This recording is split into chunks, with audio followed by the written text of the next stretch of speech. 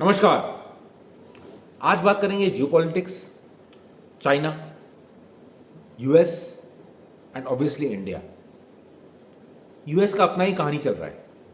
Good news is good news, bad news is also good news. Last Wednesday Thursday CPI data आया, unemployment data आया, jobless claims बढ़कर आया, CPI data double आया। Market एक बार नीजक reaction के बाद फिर ऊपर। Very good. चाइना अपने एक पूरे ट्रैजेक्टरी से निकल के और कुछ ऐसा करना चाह रहा है जो शायद पूरा वर्ल्ड देखे। मतलब जब पूरा वर्ल्ड इन्फ्लेशन से जूझ रहा है, पूरा वर्ल्ड इंटरेस्ट रेट कट करने की सोच रहा है। इसमें एक और पॉइंट है, इंडिया आरबीआई के पास क्या अपॉर्चुनिटी है और वो इंटरेस्ट रेट कट क्यों नहीं कर रहा है, नहीं कर सकता है। इसके ऊपर का एनालिसिस, मतलब आई वॉज सो श्योर कि आरबीआई कट नहीं करेगा, नहीं कर सकता है। बहुत सिंपल एनालॉजी है और बहुत सिंपल एनालिसिस है। यूएसडी आईएनआर को देखो, it is almost for last 1.5 years कोई करेक्शन नहीं है यूएसडी आईएनआर में। It is every few days नया all time high, every few days नया all time high. Every Friday जो डेटा आता है आरबीआई का, उसमें रिजर्व ऊपर। तो आरबीआई किसके अगेंस्ट में अपने आप को सेफ गार्ड कर रहा है, ये समझने की दरकार है कि आप आरबीआई कंटिन्यूसली, इसका मतलब आरबीआई यूएसडी आईएनआर परचेज करते जा रहा है। क्या दिमाग में चल रहा है उसके, क्या दिमाग में चल रहा है कि ऐसा कौन सा ग्लोबल शॉक आने वाला है जहां उसको ये यूएसडी आईएनआर काम में आएगा। क्यों वो 550-600 बिलियन डॉलर से आज 700 बिलियन डॉलर के आसपास का रिजर्व क्रिएट कर रहा है और यूएसडी आईएनआर को नीचे नहीं जाने दे रहा है। मतलब एक जमाना था आज से कुछ साल पहले जब हम यूएसडी आईएनआर को देखकर इक्विटी मार्केट का ट्रेंड डिसाइड करते थे कि आज यूएस डॉलर नीचे है तो हम इक्विटी मार्केट ऊपर। अब कुछ ऑल दीज एनालॉजीज एंड पुराना जमाना का जो भी जिसको हम बोलते थे, क्रूड ऊपर तो मार्केट नीचे, तो ये नीचे तो वो ऊपर, वो नीचे तो ये ऊपर, ये सब ताक पे रखा जा रहा है। इसका कारण क्या है? आज 12 दिन हो गया ईरान इजराइल, आज के दिन में सबके दिमाग में एक ही चल रहा है, ईरान इजराइल। जियोपॉलिटिक्स थोड़ा फोटे है मेरा, तो उस पर डिस्कस करते हैं कि आज 12 दिन हो गया, क्यों इजराइल ने अभी तक ईरान के 1 अक्टूबर का जवाब नहीं दिया। वो नहीं देगा, वो नहीं दे सकता है, अभी नहीं दे सकता है। मतलब हम बुलियन में भी शॉर्ट हैं, हम इक्विटी में इनफैक्ट लास्ट 4-5-6 दिन 7 दिन के पहले शॉर्ट काटकर एक तरह से न्यूट्रल जोन पे या लॉन्ग जोन पे आ चुके हैं। जबकि पूरा दुनिया बोल रहा है कि इजराइल अटैक करेगा तो पता नहीं क्या होगा, बट नहीं करेगा। उसका उस जियोपॉलिटिक्स को समझना पड़ेगा। उस जियोपॉलिटिक्स को समझने के लिए बहुत डीप डाइव स्टडी करना पड़ेगा ईरान के डिफेंस सिस्टम पे, ईरान के कैपेबिलिटीज़ पे और इसराइल के कैपेबिलिटीज़ पे। इसराइल का कैपेबिलिटी तो उसी समय आज से 13 महीना 12 महीना पहले डाउटफुल हो गया जब उसके आयरन डोम सिस्टम को ईरान हिजबुल्लाह जैसा एक आतंकवादी संगठन ब्रेक करके और इसराइल पे अटैक करता है मिसाइल का। 1 अक्टूबर के बाद से क्या हुआ उस पर डिस्कस करते हैं, एक एक पॉइंट को कवर करते हैं। 1 अक्टूबर को जब ईरान रिटेलिएट करता है इसराइल के अगेंस्ट में, 200-300 मिसाइल दागता है और आयरन रूम कोई काम नहीं आता है। मतलब सिटी के बीच में जा जाके मिसाइल ब्लास्ट करता है। पूरा दुनिया वेट कर रही है कि वो इसराइल उसका जवाब कब देगा। मतलब मैं कल भी किसी इंसान से मिला ना, मार्केट का वेटरन, वो ये बोलता है बस कोई भी टाइम में होगा, but somehow I was so sure कि ये अभी नहीं होगा। आपको कारण समझना पड़ेगा। इसराइल पहले दिन से क्या चल रहा है, सबसे पहला चला कि वो न्यूक्लियर साइट्स पे अटैक करेगा। न्यूक्लियर साइट्स पे अटैक नहीं कर सकता क्योंकि पूरा दुनिया उसके अगेंस्ट में हो जाएगा और न्यूक्लियर साइट्स ईरान का अंडरग्राउंड है, तो उसके लिए बंकर डिस्ट्रॉयर मिसाइल्स चाहिए, जिसके लिए वो डीप पेनिट्रेशन आपके फाइटर जेट्स को अंदर घुसना पड़ेगा, घुस के स्ट्रेट बंकर डिस्ट्रॉयर मिसाइल्स डालना पड़ेगा। क्या इसराइल के पास वो कैपेबिलिटी है? आते हैं उस पॉइंट पे। सेकेंड पॉइंट, फिर लोगों ने बोला कि वो उसके ऑयल रिजर्व्स पे हिट करेगा। कर सकता है, करना चाहिए था, बट क्यों नहीं किया? ईरान बहुत सेफ प्ले कर रहा है। उसने क्या नाम दिया, फर्स्ट अटैक को भी उसने दिया, अटैक करते ही छोटा छोटा अटैक किया, एक जस्ट एक टोकन अटैक किया और बोला बस मेरा हो गया, आप देख लेना। इस बार भी किया और उसको क्या दिया, प्रॉमिस टू, बस एक बार प्रॉमिस किया था इसलिए किया, अब नहीं करूंगा, मेरी तरफ से खत्म हो गया, जब तक आप नहीं करोगे तब तक मैं नहीं करूंगा, मतलब मेरी तरफ से वॉर फिनिश, मैंने एक जवाब देना था वो दे दिया। अब इजराइल को ये डिसाइड करना पड़ेगा कि वेदर वो फुल फ्रंट पे उसके साथ चालू करना चाहता है या नहीं करना चाहता है। वी कांट फॉरगेट कि Iran is a nuclear power first, nuclear power पे वो अटैक नहीं कर सकता है या नहीं कर पा रहा है, क्यों, उस पर आते हैं। ट्रंप ने ओपन बोला, इजराइल से रिक्वेस्ट किया एक तरह से कि आपको मौका है, दस्तूर भी है, सब कुछ है, आप उसके न्यूक्लियर साइट्स को खत्म करो। देन फिर क्यों नहीं। ट्रंप का एक्सेप्टेबिलिटी लास्ट 10 दिन में 46-47% से फिर 54% चला गया, जबकि मेरा प्रेडिक्शन ये है कि कमला हैरिस जीतेगी, ट्रंप नहीं जीतेगा, पर ट्रंप का एक्सेप्टेंस बढ़ रहा है, मतलब chances of winning are increasing. ये सब बयानबाजी चल रही है एक तरफ। इजराइल के पास क्या क्या ऑप्शन है, इजराइल को करना था तो वो ऑयल रिजर्व्स पे कर सकता था, जो उसने बोला भी था कि I will destroy your money minting machine, ठीक है, नहीं कर सकता। आई वॉज सो श्योर, मैंने अपने मेंबर्स को समझाया ये, वो नहीं कर सकता है। क्यों नहीं कर सकता है? आपको समझना होगा कि उसका ऑयल रिजर्व्स है का, उसका ऑयल रिजर्व्स वो गल्फ पे है, गल्फ ऑफ पर्शिया में, उसके सामने सऊदी अरेबिया है।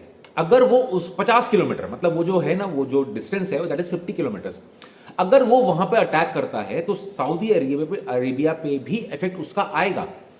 थोड़े से अगर ईस्ट की तरफ अगर वो नेक पे अगर वो ऑयल रिजर्व्स पे अटैक करता है तो सामने एग्जैक्ट 40 किलोमीटर या 30 किलोमीटर दूर यूएई है, दुबई, उस पर भी असर आएगा। एक पॉइंट रुकने का कारण, because UAE, Saudi Arabia both are US allies.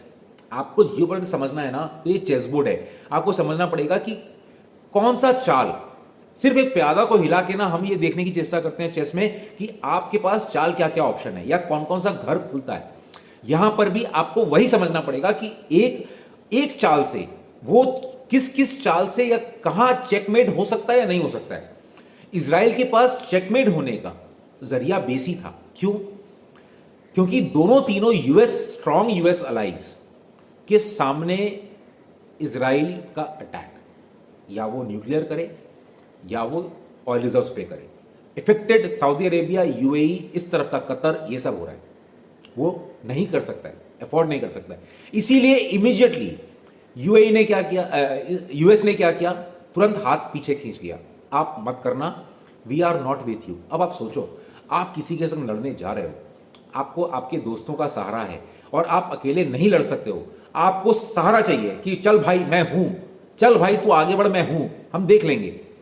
अगर आपका दोस्त ही बोल दे कि भाई मैं इसमें नहीं हूं, तू अकेला जा, तो आप क्या करोगे? आपको रीथिंक करना पड़ेगा, आप रुक जाओगे, आप सोचोगे। ईरान ने 3 दिन बाद फिर एक स्ट्रैटेजिक मूव किया और क्लियर कट इंडिकेशन दिया, क्लियर बोल दिया इनफैक्ट, आप मेरे ऑयल रिजर्व पे करो, मैं यूएस के सारे एलाइज के ऑयल रिजर्व पे मारूंगा, फिर ग्लोबल ऑयल वॉर हो, ग्लोबल जो हो वो देखा जाएगा। मतलब इसका मतलब simple straight away threat Saudi Arabia के ऑयल रिजर्व्स पे, क्योंकि ईरान के ठीक सामने गल्फ को पार करती सऊदी अरेबिया।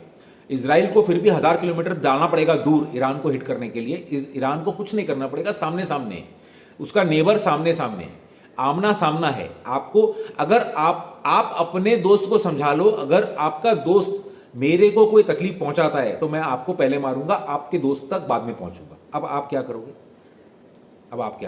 जियोपॉलिटिक्स बहुत कॉम्प्लिकेटेड सब्जेक्ट और बहुत इजी भी है। इसको समझने के लिए आपको चेस के जैसे समझना होगा, कौन कब क्या करने से क्या हो सकता है।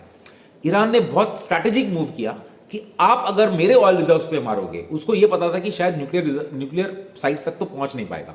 पहुंचने के लिए उसको अपने उसके पास जितने भी स्लीप फ्लाइट्स हो, फाइटर जेट्स हो, घुसाने के लिए भी अगर जिस कैपेबिलिटी का उसमें वेपन चाहिए, मतलब जिस तरह का मिसाइल, जिस कैपेबिलिटी का मिसाइल चाहिए, वो स्लीथ सिस्टम रडार पे दिख जाएगा। स्लीथ मतलब क्या होता है कि आप किसी को पेनिट्रेट कर सकते हो रडार के बिना दिखे।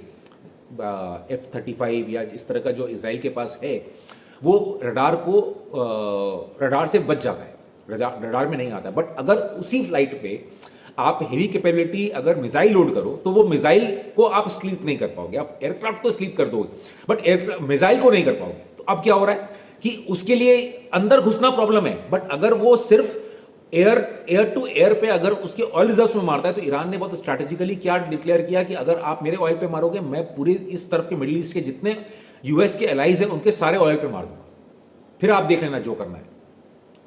रुक गया, फिर इजराइल रुक गया। ईरान ने रशिया से जो डिफेंस सिस्टम लिया हुआ है, I think if I am not wrong S-300 और SA-35 या जो भी है, which has the capability of fighting missiles at 5 times the speed of sound। आप सोच के देखो, मतलब साउंड से भी 5 टाइम्स स्पीड में उसका एयर डिफेंस सिस्टम वो बना के रखा हुआ है। इजराइल को भी घुसने के पहले, अटेम्प्ट करने के पहले भी 200 बार सोचना पड़ेगा कि वो उस जो इजराइल का आयरन रूम जो था वो तो टूट गया, भूल जाओ।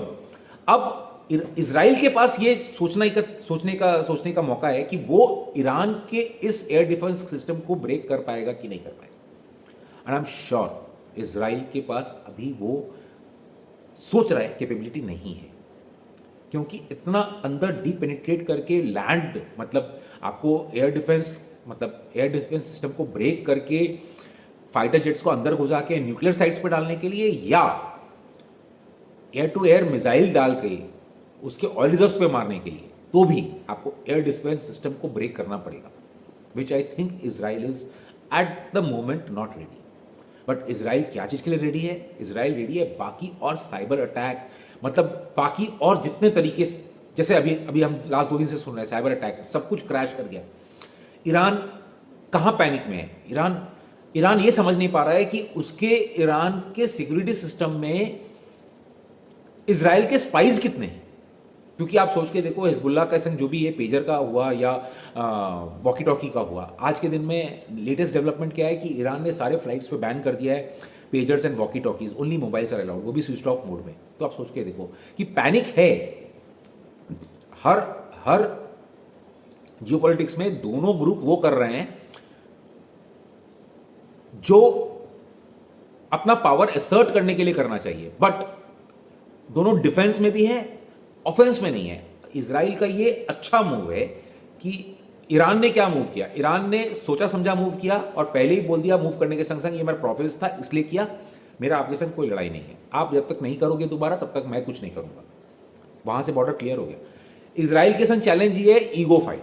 अगर इजराइल ईगो फाइट पे जाता है, समझने की चेष्टा करना कि अगर इजराइल ईगो फाइट पे जाता है वो कितना सक्सेसफुल होगा ये डाउटफुल है, क्योंकि उसके सामने उसका डिफेंस सिस्टम है, ईरान का डिफेंस सिस्टम है, और ईरान का क्लियर कट वार्निंग है कि आप मेरे एसेट्स पे डालोगे, मैं आपके अलाइज के एसेट पे डालूंगा। मतलब दोस्त का दोस्त इजराइल का दोस्त यूएस का दोस्त सऊदी अरेबिया। भाई आज से ट्रंप जब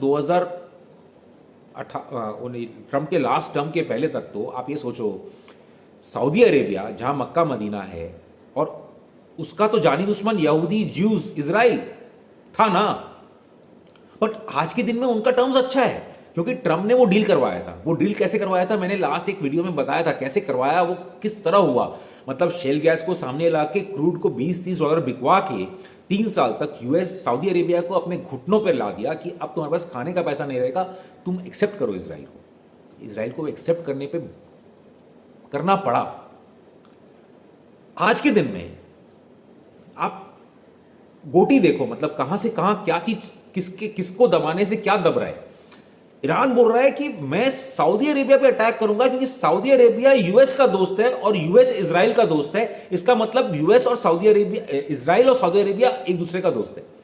सोच के देखो, मुस्लिम उम्मा एक तरफ, यहूदी एक तरफ, वो दोनों दोस्त एक तरह से, मतलब एक जन को दबाओ तो दूसरा जन दबेगा। मतलब इसी को बोलते हैं जियोपॉलिटिक्स।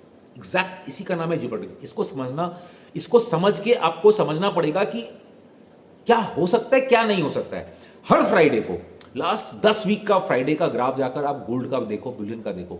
हर थर्सडे फ्राइडे गोल्ड बुलियन ऊपर, मंडे ट्यूसडे इवनिंग में कुछ नहीं होता, मतलब वीकेंड पे कोई अटैक नहीं होता है। मंडे ट्यूसडे वेडनेसडे थर्सडे नीचे। इनफैक्ट इसी वीक गोल्ड सिल्वर में सर्किट लगा ना नीचे, गोल्ड में नहीं लगा, सिल्वर में सर्किट लगा।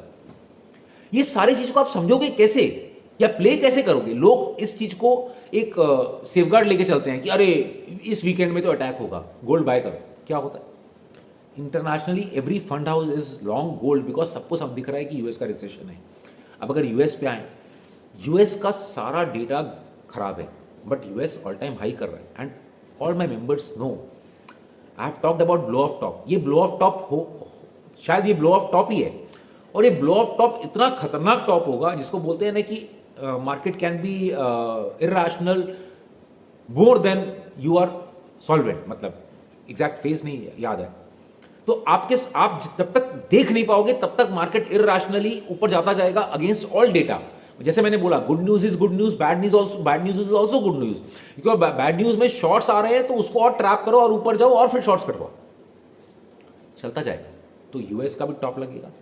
जब यूएस का टॉप लगेगा वो 1 या 2 दिन ही होगा, जब पूरा वर्टिकल क्रैश होगा वहां पर। अगर वो जो मैंने अपने मेंबर्स को बोला है कि कुछ 1 साल तक का यूएस का टॉप अब सामने दिख रहा है, कब आएगा, कैसे आएगा, वो डिस्कशन है।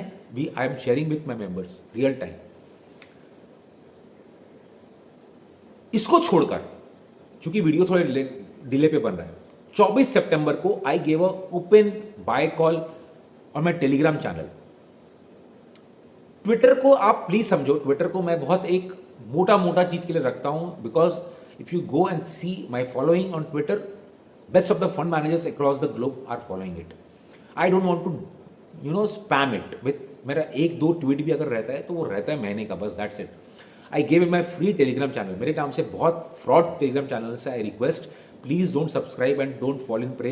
मैंने साइबर क्राइम में डाल रखा है अपना कंप्लेंट, बट ऑब्वियसली अभी तक कोई एक्शन नहीं है।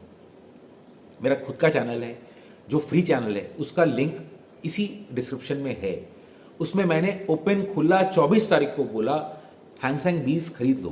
That day was China bottom. उसके बाद 3 continuously back to back China का स्टिमुलस आया। That was based on time cycle. आप क्या जानते हो, मैं क्या जानता हूं, मैं उस कंट्रोवर्सी में नहीं जाऊंगा कि अपने टाइम साइकिल के ऊपर कितना राइट कितना रॉन्ग, बट जितना आज 15 साल से मैं शेयर कर रहा हूं, शायद कुछ तो होगा जब मैं शेयर कर रहा हूं। उस टाइम साइकिल के बेसिस में चाइना का टाइम साइकिल आई शेयर की हैंग सेंग बीज ले लो। 280 290 रियल टाइम था, मार्केट टाइम के मैंने शेयर किया था। 410 रुपया तक वो विद इन 7-8 ट्रेडिंग सेशंस गया, which is close to 30% probably rise, 30-35%। मैंने पार्ट बुक किया, but I think this is going to be in 4 digit. मतलब ये 2x 3x यहां से भी है, 2x 3x यहां से भी है। चाइना को अगर आपको स्टडी करना है, वही टाइम साइकिल स्टडी करो। 2007, 8, 9 पूरा ग्लोब रिसेशन में था, पूरा ग्लोबल मार्केट रिसेशन में था। चाइना ऑल टाइम हाई बना रहा था, बिकॉज चाइना अगर 2 सुपर पावर्स को अगर 2 साइड में रखो तो ऑब्वियस है ना कि पैसा एक जगह से दूसरी जगह पे ही जाएगा। पैसा को कोई अरेबियन सी पे या कोई पर्शियन गल्फ में जाके पैसा को डालता नहीं है। Money only change colour and character. तो ये पैसा, इसका मतलब ग्लोबल इकोनॉमी आज अगर 40-50 के पी पे अगर यूएस मार्केट चल रहा है और 50-60 पे अगर फॉरवर्ड अर्निंग्स की अगर इंडिया चल रहा है, कुछ कंपनीज तो इंडिया में 50-100 भी हैं, यूएस में भी है, और चाइना अगर उस समय 4-5-6-7 के पी पे चल रहा है, तो आप सोच के देखो। And second biggest market, second biggest economy China, कितना ट्रिलियन डॉलर्स का मार्केट कैप है। आप सोच के देखो, अगर यहां से सिर्फ डबल होना है अगर चाइना को, तो कितना ट्रिलियन डॉलर बाकी के ग्लोबल मार्केट से विड्रॉ होगा और चाइना में जाएगा। और उसके बाद if I am correct, then this China market is going to be 2-3x 3-4x। मतलब अगर वो आज 20,000-22,000 पे लेवल पे है, तो वो वहां से 70-80 हज़ार लाख होगा। तो सोचो कितना ट्रिलियंस ऑफ डॉलर्स बाकी के ग्लोबल मार्केट से निकलेगा और वहां जाएगा, तो जाके वो मोमेंटम और वो वैल्यू एडिशन या वो परचेजिंग होगा वहां पे। तो अब आपको डिसाइड करना है, आपको सोचना है कि पैसा को आपको चेज कहां करना है, मनी को आपको कहां पार्क करना है और कहां चेज करना है। लोग बार बार ये सोचते हैं, मैं मेरे लास्ट 3-4 ईयर्स से एक ये चीज़ दिमाग में बैठ गया लोगों के कि मैं बार बार मंदी बोलता हूँ। मैं मंदी नहीं बोलता हूँ, मैं 3 जनरेशंस वेटरनल मेटरनल दादाजी के साइड से, नाना जी के साइड से ब्रोकर हूँ। I know how people get बर्बाद इन दिस मार्केट। मैं बर्बादी से रोकता हूँ। आज से भी आ गया ना बोलने के लिए आपको, NSE, SEBI, Nitin Kamat of Zerodha, all the best of broker, सब आगे सामने बोलने के लिए ना लास्ट 6-8 महीना में, जो मैं 3 साल से बोल रहा हूँ। मैं 3 साल से मार्केट के अगेंस्ट में नहीं बोल रहा हूँ, वेल्थ क्रिएशन के लिए अगेंस्ट में नहीं बोल रहा हूँ, इक्विटी मार्केट के अगेंस्ट में नहीं बोल रहा हूँ, मैं ट्रेडिंग के अगेंस्ट में बोल रहा हूँ। I was always against trading, जुआ, ऑप्शंस। फिर कोई आके बोलेगा कि आप ऑप्शंस देते हो, अरे भाई मैं ऑप्शंस देता हूं, उसमें एक रिस्क डिफाइंड होता है 5-10 पॉइंट का, पर यार लोग डेली खेलते हैं। मैं कभी आज तक fin Nifty, mid cap, Sensex, Bankex कभी देखा ही नहीं, कभी सलाह नहीं दिया। एक या दो इंस्ट्रूमेंट में आप कभी फोटे करते हो तो समझ में भी आता है कि हाँ आप उसमें स्पेशलाइज कर सकते हो, आप कुछ कर सकते हो। इसका मतलब ये नहीं कि daily expiry. I was always last 3 साल से, अगर मैं बार बार केविएट, बार बार चिल्ला चिल्ला कर, अगर बार बार ट्रेडर कम्युनिटी को जनरेशन बर्बाद हो जाएगा, लोग सुसाइड करेंगे, औरतों का पैसा लग गया है मार्केट में, कितना कुछ नहीं बोला, और आप दिल पे हाथ रख के बोलो कि वो सब कुछ सही हुआ या नहीं। वो सब अपने दिल पे हाथ रख के बोलेंगे हाँ सही है। मैं भी अगल बगल जानता हूं, ट्रोल करने वाले ट्रोल करते रहेंगे, बट अगर कहीं अप्रिसिएशन देना है तो वो कहीं दिल पे हाथ रख के बोलेंगे कि सर ने जो जो बोला एडवांस में बोला और वो हुआ। आज वो सेबी एक्सेप्ट करता है और लास्ट में वो एक सिचुएशन हो गया कि अब सब बंद करना पड़ रहा है उसको।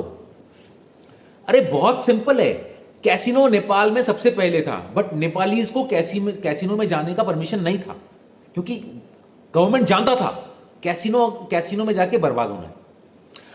एक आज से 4-5 साल पहले, 4-5 साल नहीं, if I am not wrong, 2010, 11, 12 प्लेविन निकला था।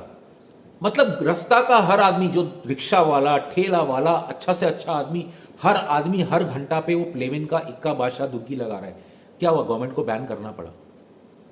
आज के दिन में लास्ट 3-4 साल में अब शेयर मार्केट का ये वीकली एक्सपायरी और ये बन गया वो सेम कैसीनो।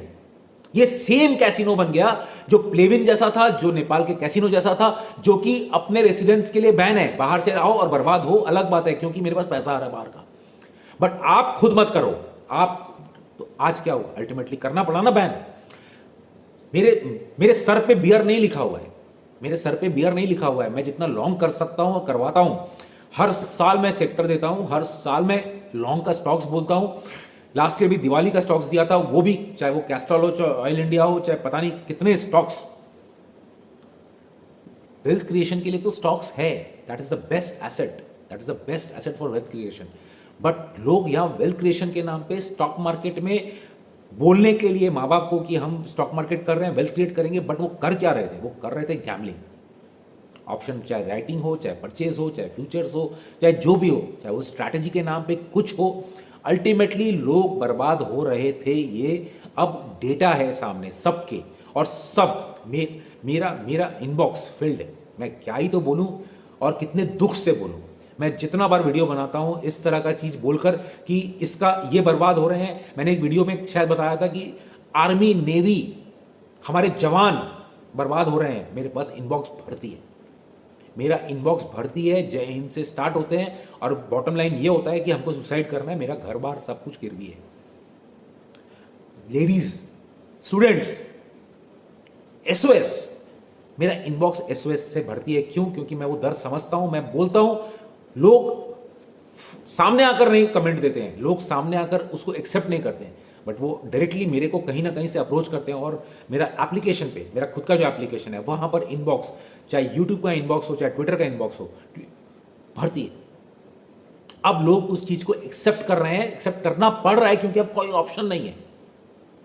मैं मंदी नहीं बोलता हूँ, मैं इस ट्रेडिंग को, नए जनरेशन को, इस लॉकडाउन को, पैदाइश को ये बोल रहा था कि भाई रुक जा। वो 100 लोग अगर लॉकडाउन पैदाइश जिसको मैं बोलता हूं, उसमें से 1 या 2 होगा जो अपने करियर को इन्वेस्टमेंट समझकर आगे बढ़ा होगा, और शायद आज सक्सेसफुल होगा, बहुत सक्सेसफुल होगा। 97-98% लोग तो बर्बाद हो चुके हैं। Short term profit plus minus. मैं ट्विटर पे वो ट्रेड है ना, शॉर्ट 21,000 या 22,000 के लेवल से निफ्टी, प्रूव करके दिखाऊंगा कि अगर आप इतना ही लॉन्ग टर्म बोलते हो और निफ्टी को ही दिखाते हो बेंचमार्क, तो निफ्टी आपका प्लस है, तो मैं दिखाऊंगा आपको कि आप बिना कुछ किए सेम लेवल पे भी, अगर फ्लैट भी अगर पूरा साल क्लोज हो गया ना, तो आप 1200-1500 पॉइंट के लॉस में रहूंगा, मैं 1200-1500 पॉइंट के प्रॉफिट में रहूंगा। बिकॉज वो रोल ओवर कॉस्ट है ना, ये किसी को दिखता नहीं है, ये साइलेंट किलर है, ये साइलेंट किलर है। जो मैं समझाना चाह रहा हूँ, लोग समझे तो अच्छा, नहीं समझे तो उससे और अच्छा, क्योंकि they are trying to play against their destiny.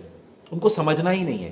Cash में आपके पास पैसा है जितना, मेरे पास 100 लोग आते हैं, मैसेज देते हैं, सर मेरा 2 लाख 5 लाख 10 लाख का कैपिटल है। मैं हाथ जोड़ के बोलता हूँ, मेरा कोई सर्विस मत खरीदो, ना मेरा ग्रैटिट्यूड खरीदो, ना एबिंडेंस खरीदो, कुछ मत खरीदो, एक पैसा भी मेरे को मत दो। आप सिर्फ ये ट्रेडिंग के लिए कैपिटल जस्टिफाइड ही नहीं है।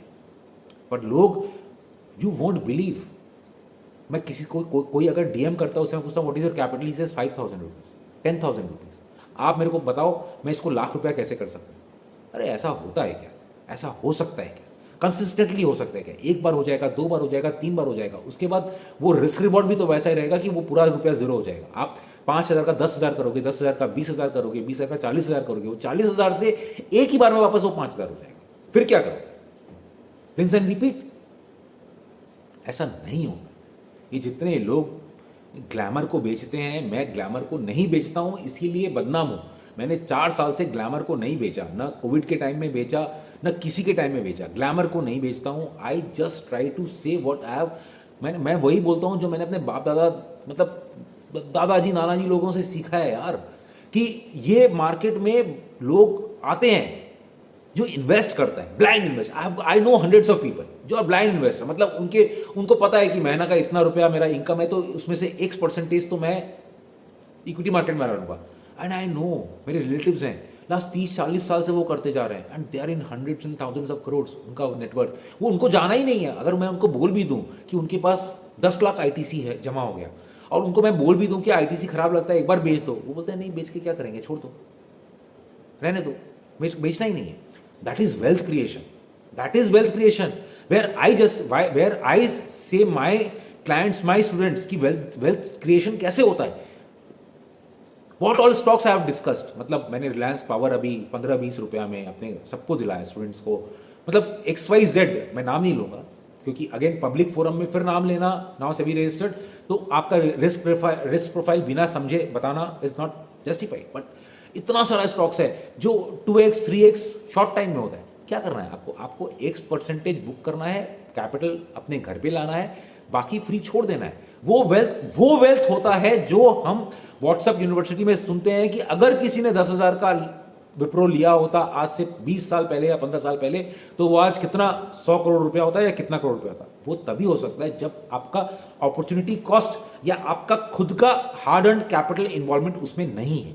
आप निकाल लिए, 100 का लिए, 100 का बेच दिए, कुछ शेयर बच गया, उसको आप भूल जाओ।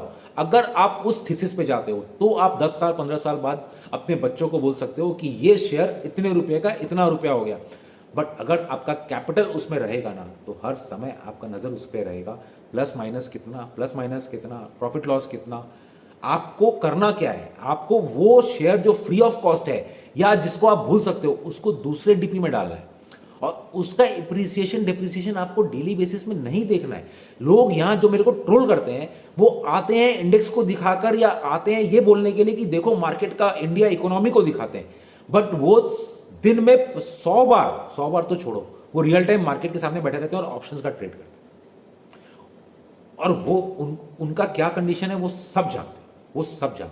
तो ये बात बोल के डिस्कस करके मैं बार बार अपना फ्रस्ट्रेशन कितना निकालूं कि भाई मत करो। मेरा फ्रस्ट्रेशन कुछ नहीं है, मेरा फ्रस्ट्रेशन आप रिटेल को बचाने का है कि भाई ये करके अल्टीमेटली क्या है वो हम 3 जनरेशन से देख रहे हैं, 4 जनरेशन से देख रहे हैं कि उसका नेट रिजल्ट क्या होता है। वो अब सेबी बोल रही है, वो आप रियलाइज कर रहे हो, वो सब रियलाइज कर रहे हैं कि अब मेरे पास नो एग्जिट प्लान, कोई एग्जिट प्लान नहीं है, सर क्या करें। ये सब आप देखो सोशल मीडिया में जाकर, please help, otherwise I will commit suicide. ये आ रहा है ना, मेरे को सेव करो, मेरे पास मैंने लॉस किया मार्केट में। मैं पागल था जो लास्ट 2-3 साल से आपको बोल रहा हूं, प्लीज मत करो। ये यहां पर ये गेम अब से भी सब बंद कर रहा है। अब से भी बंद करके बोल रहा है कि ये जीरो सम गेम तो था, बट वो 98 लोगों का जो पैसा है ना, वो 2 आदमी लोग के पास चला गया, और वो 2 आदमी है ना, वो इतने बड़े हैं, और वो 2 आदमी तो छोड़ो ना, उसमें से भी 50,000 करोड़ रुपया, मतलब 30-40% of the loss of the retail is going to the government coffers. मतलब वो STT चला गया, वो एक्सचेंज का रेवेन्यू चला गया, वो ब्रोकरेज चला गया, 25,000 करोड़ रुपया ब्रोकरेज में चला गया। इसीलिए वो Anand Reddys of the world and XYZ, not मतलब एक आदमी का नाम ही लेता हूं, बट XYZ का वैल्यूएशन हो गया, XYZ का वैल्यू शेयर का प्राइस 10 रुपया से आज 1200 रुपये है। मतलब आप लॉस कर रहे हो इसलिए उसको फायदा हो रहा है, तो इसलिए उसका प्राइस बढ़ रहा है शेयर। सोच के देखो, मतलब मैं क्या चीज के लिए वॉर्न कर रहा हूं 2-3 साल से, और आप उसको क्या चीज पे समझ रहे थे। मार्केट मंदा, आज मैं बोलता हूं, अभी भी यूएस का रिसेशन मैं बार बार कॉल कर रहा हूं, US multi year top out पे होगा, क्रैश करेगा, बट इंडिया ग्रोथ स्टोरी रहेगा ना। मैं बार बार बोल रहा हूँ India, because India world war 3 announce कर चुका हूँ, I have already predicted world war 3 आने वाला है, बट इंडिया कहीं ना कहीं इंडिया ग्रोथ स्टोरी चलेगा because of multiple factors, demography, age factor, मतलब जो हमारा यंग पॉपुलेशन है, खुद का domestic consumption, government stability, there are so many factors, वो चलेगा। हिट आएगा, हिट आएगा, कितना परसेंट आएगा, ग्लोबल अगर 40% आएगा तो हो सकता है इंडिया में 15-20% आए, बट आएगा टाइम टू टाइम।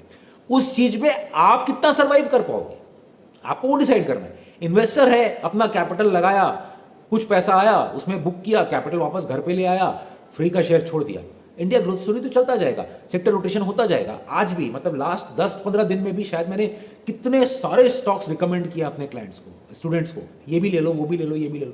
बाजार गिर रहा है, मार्केट में शॉर्ट है, बट लॉन्ग स्टॉक्स का कोई कमी नहीं है, लॉन्ग स्टॉक्स का कोई कमी नहीं है, and every time you will find it, every time. In fact 2008 में भी हम लोगों ने लॉन्ग करके कमाया है, मैंने कमाया, खुद ने कमाया। हम 2008, 2011, 12, 13, oh what cream IPO time, मतलब क्या IPO था, मतलब 10-10, 20-20, 50-50 रुपया का IPO, 500-500 रुपया, 400-400 रुपया, what money could have been made. ये तो चलता रहेगा। कभी मार्केट जब गिरता है तो सब एक संग गिरते हैं, बट उसमें रिकवर कौन फास्ट करता है या किसमें, ये चलता रहेगा। आपको समझना है कि आप किस होराइजन से इस मार्केट में है, what is your time frame, what are exactly you are doing. आप बोल रहे हो मैं मार्केट में कमाने के लिए आया हूँ, फुल टाइम ट्रेडर बनूंगा या फुल टाइम इन्वेस्टर बनूंगा, इन्वेस्टर के नाम पे आप ट्रेडर बन गए, मतलब आप शेयर बोलने को कैश में खरीद रहे हैं, बट भाव 3 बार चेक कर रहे हैं, 5% ऊपर आप बेच देते हो ये सोच के कि मैं 2% नीचे वापस ले लूँ। Then you are not an investor, then you are a simple gambler, simpler trader. ये वही है कि यू नो ट्रेडर जब इन्वेस्टर होता है ना, वो ट्रेडर टर्न इनटू इन्वेस्टर। वो क्या होता है, जब कुछ शेयर आप ले लोगे धीरे धीरे धीरे धीरे धीरे धीरे, और आपको लगेगा हाँ ठीक है लिया हुआ है ना पैसा, जो प्रॉफिट होगा जिसमें वो तो बिक जाएगा, जो लॉस होगा वो हाँ ठीक है घर का पैसा दिया हुआ है, वो लॉस का लॉस होता चला जाएगा।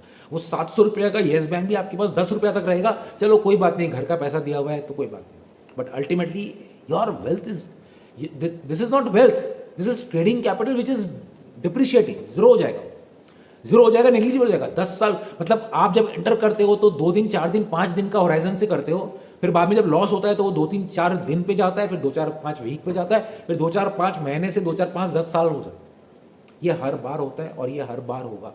आने वाला टाइम एग्जैक्टली इसी को रिपीट करेगा, एग्जैक्टली इसी को रिपीट करेगा। बहुत सारे ट्रेडर्स हैं ना, वो इन्वेस्टर्स में कन्वर्ट हो जाएंगे, और बहुत सारे ट्रेडर्स इन्वेस्टर्स, अब समय आ गया, नेक्स्ट कुछ महीनों में कसम खा लेंगे मार्केट से आउट हो जाएंगे। मैं चाहता हूं सिर्फ ये कि आप उसमें से ना हो, क्योंकि मार्केट जिंदगी भर रहेगा, हम और आप मार्केट में कितना रहें ये इंपॉर्टेंट है। नमस्कार।